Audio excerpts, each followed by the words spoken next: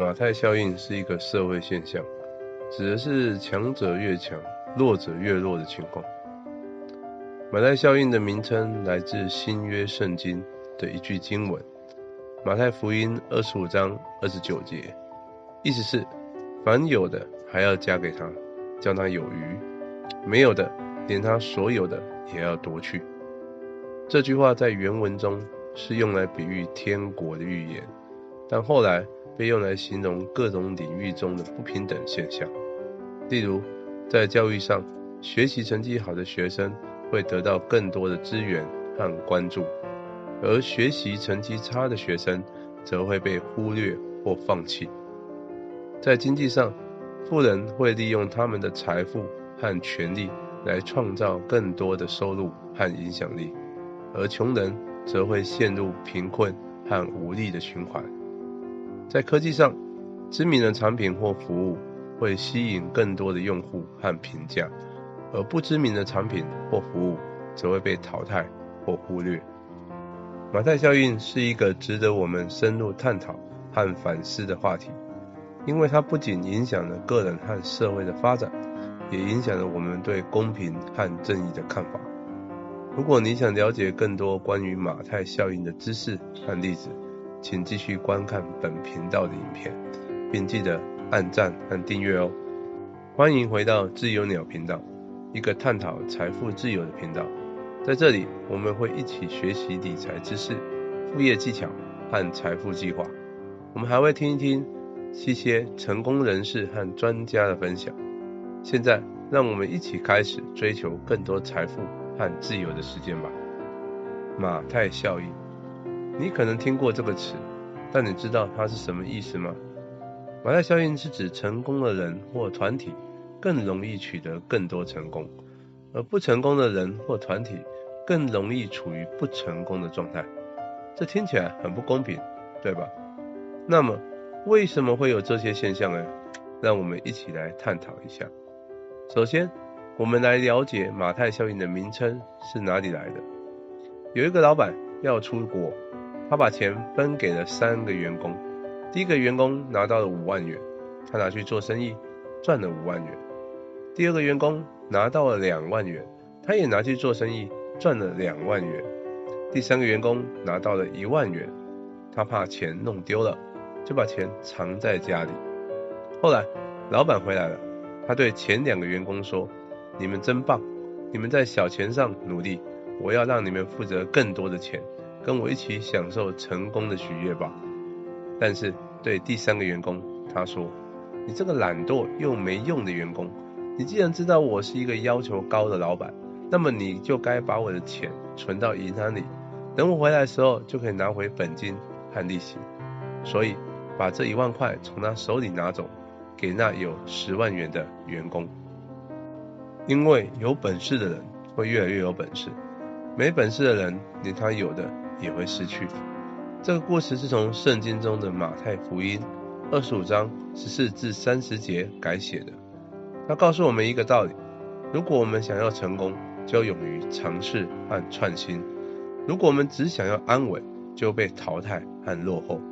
这就是马太效应的意思。凡是有的还要加给他，没有的连他所有的也要夺过来。这就是马太效应的核心思想。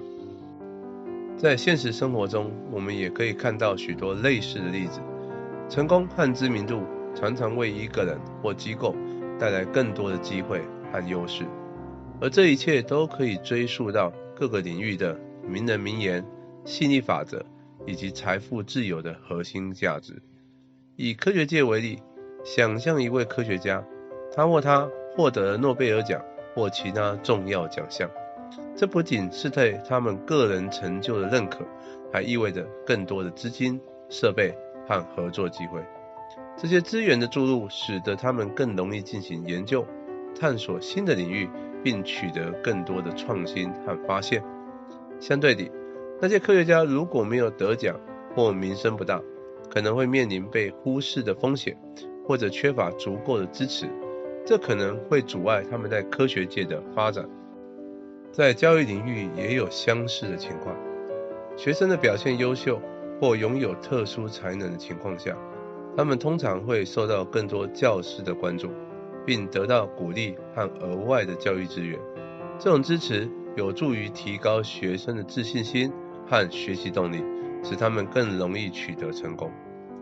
然而，对于成绩较差或缺乏特殊才能的学生，他们可能会感到被忽视，缺乏足够的支持，这可能会对他们的学习和发展带来负面的影响。在经济和财富方面，成功和有影响力的人或企业通常会获得更多的机会、资讯和优惠，这有助于增加他们的财富和权利。这种现象反映了吸引力法则的运作方式，成功吸引更多成功。然而，对于贫穷或无权势的人或企业，他们可能会面临资源不足或压迫的挑战。最后，在政治领域，受欢迎或有声望的政治人物或政党通常会获得更多的选民支持、媒体报道和资金赞助，这使他们更容易在选举中获胜并影响政治的决策。然而，对于不受欢迎或声望较低的政治人物或政党，他们可能会面临资金不足和选民支持不够的情况。这些案例展示了名人名言、吸引力法则以及财富自由的重要性。透过深入了解这些原则，你可以更好地理解为什么成功和知名度对于个人和机构如此重要，同时也能启发你思考如何在不同领域追求成功和实现财富自由。无论你处于哪个领域，这些原则都具有普遍的价值，并可以帮助你实现更多的目标。那么，为什么会有这种现象呢？社会学家提出了一些理论，试图解释为什么一个人获得更多机会，而另一个人可能面临挑战。让我们以一个容易理解的方式来看这些理论，并在生活中找到一些例子。首先，有社会资本理论，这是关于人际关系的理论，即谁是你的朋友，谁是你信赖的人，以及大家共同遵守的规则和价值观。这些关系可以让人们相互支持并从中受益，这样他们更容易取得成功。但同时，这也可能意味着那些没有这种社交网络的人可能会被忽略或受到排挤。举个校园生活的例子，某些班级的学生之间可能相互合作，共同学习，这有助于提高整个班级的成绩。然而，有些班级的学生之间可能存在敌对关系，这可能导致整个班级的学习环境不佳。另一个理论是制度理论，它关注了什么行为是可以接受的，什么是不可以接受的，以及不同的行为可能会带来怎么样的回报或处罚。这些制度规则可以影响人们的权利和地位，进而影响他们的行为和选择。因为这些规则可能偏向某些人或团体，同时压迫或排斥其他人或团体，所以一些人可能无法公平地受到对待。举个科学界的例子，某些科学期刊或审查委员会可能更倾向于支持某些研究领域，而对其他领域提供较少的支持。或许你会觉得这些理论听起来有点抽象，但实际上它与你我的日常生活息息相关。你可能有过这样的经验，当你在学校或社会团体中表现出色时，老师或朋友们可能会给予赞誉，提供更多机会和鼓励，这有助于激发你的自信和学习动力。相反，如果你在这些场合表现不佳，可能会受到贬低，失去一些机会和鼓励，这可能会对你的学习和自信心造成负面影响。这就是所谓马太效应在我们生活中的体现。当面对马太效应时，我们确实可以采取一些措施来改变自己的处境，打破这种不公平的循环。以下是一些方法： 1. 积极学习和自我提升，不断学习新知识、技能，扩大自己的视野，这有将于提升你的价值，让你更有竞争力，并为自己争取更多的机会。 2. 建立关系和社交资本，参加各种社交活动聚会，并主动与不同的人建立关系，这样可以扩展你的社交网络，增加你的社会资本和影响力。3. 公平对待他人并提供帮助，尊重每个人的权利和尊严，鼓励和支持他们的努力，同时主动提供援助给那些需要帮助的人。这种积极的态度不仅有助于创建一个更加和谐的社会，还能为你带来更多正面的关系和支持。这些方法都有助于改变个人的处境，但同时也可以对社会整体产生积极的影响。透过这些举措，我们可以缓解马太效应所导致的不公平现象，并共同努力建立一个更加平等和公正的社会。无论在哪个领域，这些原则都是实现财富自由和成功的重要一步。接着，我们来介绍几个衍生的效应。长尾效应。在经济领域，长尾效应是一个关键的现象。它指出，不仅仅关注主流市场，还应该关注长尾，即市场中不那么热门的部位。这意味着，即使你不处于主流市场，你仍然有机会成功。举个例子，在网络上贩卖特定利基商品的小型企业，虽然市场份额可能不大，但他们可以透过长尾市场找到对其产品感兴趣的客户。这也强调了个人和企业要追求多元化，探索不同市场，并寻求自己的长尾机会。自我实现预言。在股票市场中，自我实现预言证明了投资者情绪和信念对市场价格的影响。这意味着人们的信念和情感可以影响他们的投资决策，进而影响市场的波动。因此，投资者应试图尝试理性的分析和控制情绪，以更好地应对市场的波动。彼得原理。在职业领域，彼得原理提醒我们，成功不仅是一次性的，还需要持续的学习和发展。职场中，员工应试图不断提升自己的能力，以保持竞争力，而组织也应试图确保才华派遣到合适的岗位上，这样就可以实现个人和组织的共赢。自我效能感。在职业发展方面，自我效能感强调个体的信心和动力。当人们对自己的能力充满信心，他们更有可能取得成功。因此，个体和组织应试图提高自我效能感，通过设定可达到的目标，提供资源和培训，并应对挫折，以确保信心不受损害。总之，这些原则和效应在各个领域都扮演着重要的角色，对个人和组织的成长有着深远的影响。了解这些概念不仅有助于我们更好地应对各种挑战，同时也能找到实现成功和财富自由的机会。这同时也凸显了持续学习、自我提升和积极心态的关键性，无论你身处在哪一个领域。谈到马太效应在职业领域的应用，确实存在着一些利弊，这需要我们谨慎处理，以确保社会保持平衡和公正。以下是一些具体方法，可以帮助我们应对马太效应带来的挑战。1. 平等机会。我们需要建立平等的机会，确保每个人都能接触到教育、培训、工作机会和职业发展的门路，这有助于减少马太效应造成的不公平。2. 公平竞争。创造一个公平的竞争环境，同时制定法律和政策，以防止垄断和不正当的竞争。这可以确保每个人都有机会参与竞争，并且不会受到不公平待遇。3. 职业培训。提供职业培训和发展计划，以帮助那些可能受到马太效应影响的人们提升自己的技能和能力，这有助于提高他们的竞争力，进而获得更多的机会。4. 心理健康支持。我们也需要意识到职场中的竞争和压力，提供心理健康支持和资源，帮助个人应对挑战，并维护一个健康的工作环境。5. 社会责任。企业和组织应试图履行社会责任，积极参与社会和环境议题，以促进更加公平和可持续的发展。这些建议不但是对社会，也对个人。在理解过后，了解如何有助于减轻马太效应带来的不公平，确保自己也有实现成功和财富自由的机会。